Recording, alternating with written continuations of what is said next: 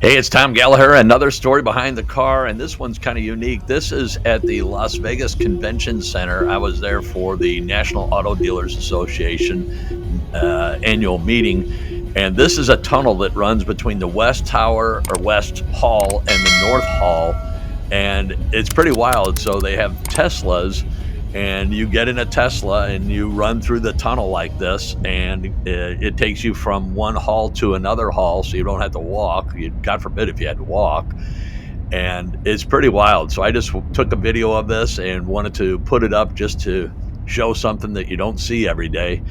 And to me, it was like a James Bond movie or something because it was this tunnel, and you could just imagine it could be used in all kinds of futuristic movies.